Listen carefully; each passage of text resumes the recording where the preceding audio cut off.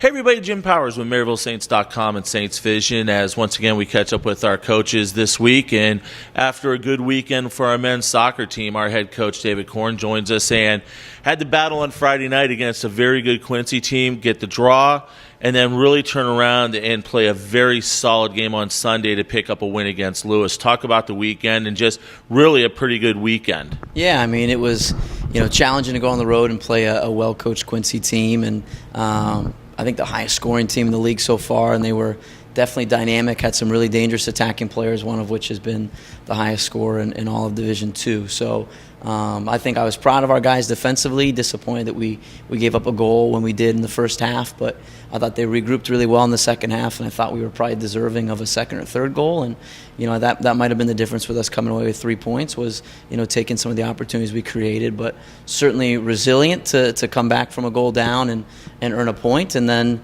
to regroup the way we did and travel, and having done a double overtime game, go and play a Lewis team on senior day and come away with a shutout and 2 goals. You talk about JD goal and an assist, and then Diego getting a couple assists as well. Once again, it boils down to contributions from all over the field. Yeah, and that right side's been dynamic. Yeah. I mean, to Diego's credit, I think he's grown tremendously as a right back for us this season. I think his combination with JD this weekend played a big impact in both our Quincy and also our Lewis game. Both Lewis goals come down that right side, and even Grady, who's stepped in there on that right wing for us, has made us pretty potent overall, and it's been great to see them get some success in terms of chipping in goals and assists, and to see that kind of come in different lines of the field has been fantastic. Well, the one thing too is Helmut, we knew what he was going to do for us up front, but when you look at the scoring after that, the balance that there is on both sides and on different lines. I mean, not only the forwards, but the midfielders getting into the mix. Even Ewan getting a goal earlier this year. It's contributions from all over, from everybody. It has been. I mean, we've gotten goals from our right back, 2 of our left backs, 1 of our center backs, some of our deeper center midfielders. So it's been good to see that we can score a number of ways, whether that's in open play, whether that's on a restart.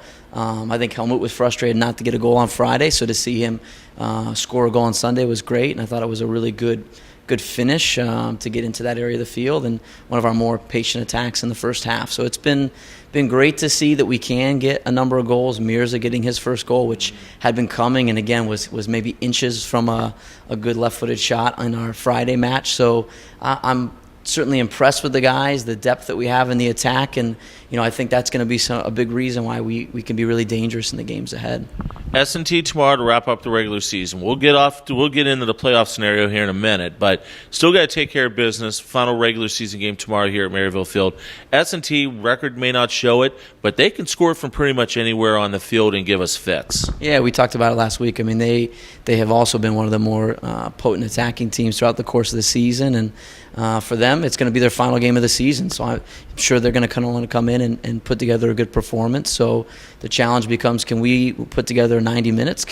For us, this being the final regular season game, can we have our best game of the season? How can we continue to show our growth as a team as we kind of look to put together our best performance? The JLVC never fails to disappoint when it gets to the final week of the regular season. We know what 8 teams are in. And we haven't had this scenario in a couple years. Normally there's somebody vying for that last spot. We know going into tomorrow, we know what 8. After that, other than Southern Indiana number 1 and Illinois State or Illinois Springfield number 2, 3 through 8 can end up in any way, shape, or form. How do you approach the guys with that scenario and just say, we can't worry about that, we just got to go play? Well, we've obviously got to win to give ourselves the best chance. So, no, I think, we wanted to be in a position where we were going to be, able to come out and win the league. Obviously, we didn't reach that goal, so now the challenge becomes how can we finish the season as strong as possible, and hopefully that earns us the right to host a game, whatever seed that is. And like you said, the league has been, really deep this year in terms of good teams. So, if we've done enough to earn our way into the postseason, it's going to be challenging no matter who we face up with in the first round or how we would progress there through the semis and finals. And from that perspective, it's exciting. This is the time of year you want to be playing in. And yeah, we've got to go out and just get a really good performance tomorrow.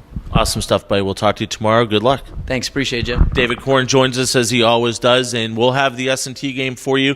Men start at noon on Wednesday. We'll have all the action for you on Saints Vision. Tomorrow night, we're probably thinking around 10:30 or so will be when the bracket is released for the men's side of things. Once again, a lot of different scenarios. Don't want to sit here and say we're going to host because there's a lot of different things that go into it. But we'll have that released tomorrow night right around 10:30, 11 o'clock. And then we'll be talking to Coach on Thursday to preview the weekend matchup on Sunday, first round of the GLVC tournament. For Coach, I'm Jim Powers. Thanks so much for tuning in to MaryvilleSaints.com and Saints Vision. Have a great week. And as always, go Saints. Go Saints.